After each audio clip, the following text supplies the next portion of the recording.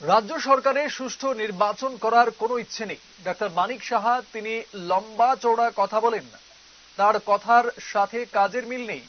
CPIM এর সদর কার্যালয়ে আয়োজিত সাংবাদিক সম্মেলনে বৃহস্পতিবার এই মন্তব্য করলেন দলের রাজ্য সম্পাদক জিতেন্দ্র চৌধুরী।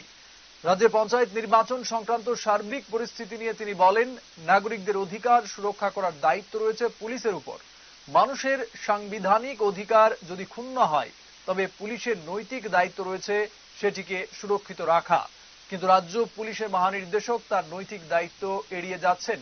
ডুকলি ব্লকের সামনে রাজপথেই শুধু নয়, সারা রাজ্যে যেমন তেলিয়ামুড়া, ঋষ্যমুখ, বামটিয়া, মোহনপুর, টেপানিয়া এবং অন্যান্য স্থানে গণতান্ত্রিক অধিকার পদদলিত করা হয়েছে, কিন্তু পুলিশের আধিকারিকদের তরফে কোনো অ্যাকশন নেই।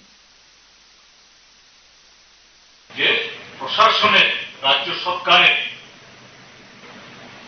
সুস্থ নির্বাচন করার জন্য সে ইচ্ছা নেই এবং ডক্টর মানিক সাহা তিনি লম্বাচড়া কথা বলেন, তার কথার সাথে এই হলো কাজ। আর ত্রিপুরাজ্যের পুলিশের মহামান্য মহানির্দেশক, আপনি সেটি শুনেছেন, আমাদের প্রতিনিধিরা গিয়েছেন, বলছেন নির্বাচন কমিশন থেকে আমার কাছে কোন নির্দেশিকা নেই। যাই হোক, নির্বাচন কমিশন নির্দেশিকা এটাও সত্য বলেছেন।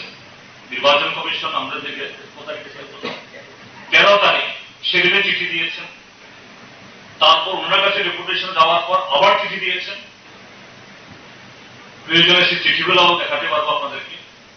সুনির্দিষ্টভাবে কোন রাজনৈতিক দল বা প্রার্থী যদি সেরকম নিরাপত্তা বিঘ্নিত হবে মনে করে, সব রকম ব্যবস্থা করার জন্য নির্বাচন কমিশন নির্দেশিকা দিয়েছেন, তাদেরকে যাতে এসকর্ট করে নিয়ে যায় এবং দিয়ে যায়। কিন্তু আমাদের বক্তব্য হল, নির্বাচন কমিশন যদি নির্দেশিকা না দিয়েও থাকে, পুলিশের দায়িত্ব কি? এটা কি নির্বাচন, কি নির্বাচন না? নাগরিকদের অধিকার যদি কোথাও বাধাপ্রাপ্ত হয়,